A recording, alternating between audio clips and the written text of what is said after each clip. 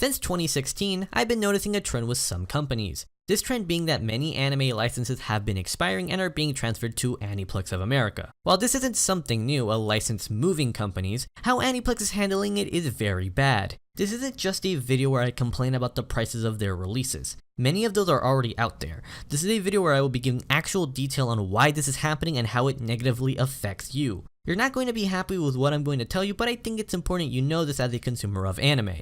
Like I just mentioned, in 2016, a few titles from Funimation expired and headed over to Aniplex. Why is this happening? Have you ever looked at an anime product like a Blu-ray or a wall scroll and see the Aniplex logo on it even though it's a show they don't have? Unlike the other companies that bring anime over here to the West, the company didn't start out as that. They originally started out as a production company for anime and music. They don't just distribute the series in Japan, they're actually involved in the planning and production of anime. This is why you'll see their name pop up in the credits of some of your favorite series, and since Aniplex of America is part of Aniplex who helps make these shows, they basically own a part of them.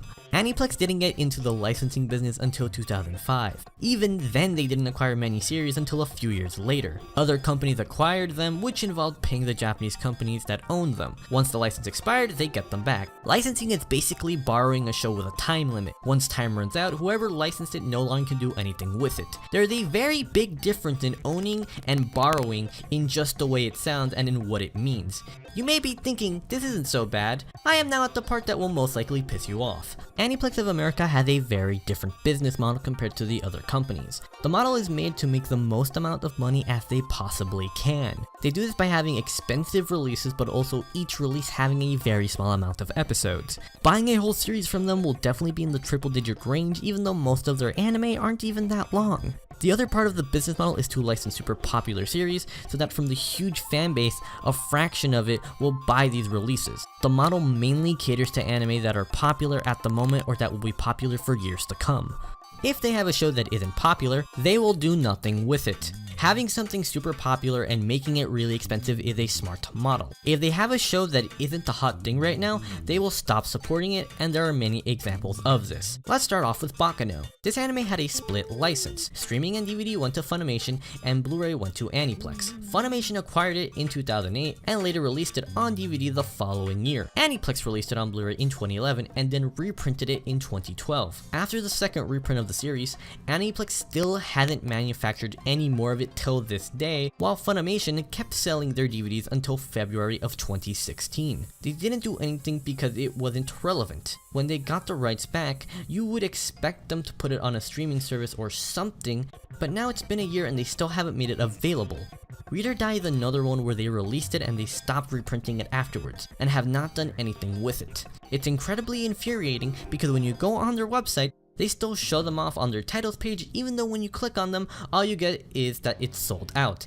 It's really dumb. My final example is Durarara. How could it be that anime which just had a new season last year? In 2015, it was announced that they were going to re-release season 1 in time for season 2. Going through Aniplex's pages, I found the video with the release date of part 3 of the DVD set for season 1, which was May 31st, 2011. So with the re-release announcement, it pretty much tells me that they sold out of this show and didn't manufacture more of it at one point during 4 years. They didn't make more because Durarara wasn't the hot thing anymore. Season 2 comes along and Durarara is all of a sudden relevant again. Let's reprint season 1. This model comes across in everything they ever do. They recently reprinted Madoka Magica in a new box set because Madoka is still popular. They acquired FMA, which is still huge. It's a legacy series and that's why they show it off proudly on their website. That's why you see them advertise the hell out of Sword Art Online, because it makes them a ton of money and because it's super popular. This also explains why Funimation made a cool collector's edition of the original Fullmetal Alchemist 12 years after it released. They did it because the rights were expiring in a few months and wanted to give it one last push. Kinda makes me worried with the other random collector's editions for older titles. Aniplex hasn't even put a lot of the reacquired anime on their site. I'm talking about Sekirei, Darker Than Black, and Birdie the Mighty Decode because guess what? They aren't super popular and they won't make the money they are looking for. So why would they even make a tab for it? Sucks a lot, but at least they aren't showing them on their website like the others I mentioned. This is the big problem. If an anime is super niche or doesn't hit a level of popularity, those shows are done for. A lot of the anime they are acquiring do not suit their business model, and because of that they are locked into non-use. This is the Nichijou situation, but completely on purpose. They won't be able to sell these shows, especially because of their home video history. All these titles had a nice, simple, affordable release that got you either half the show or all of the show. That is not Aniplex, and no one would be willing to buy a 12-episode anime for over $100 knowing there was a super affordable version before it. Trust me, it gets even worse. Since Aniplex produced these series and other companies acquired them, they planted the seeds in all of these shows. These seeds are now sprouting and they are harvesting all the crops from the other farms. These licenses were made years ago and are now starting to expire. On May 29th, Black Butler is expiring. The fact that they have a tab for it on their store pretty much means that it's popular enough that they will do something with it. Angel Beats on the other hand, I doubt it. That expires in August. If you haven't bought these shows yet, do it before Funimation and Sentai stop manufacturing them.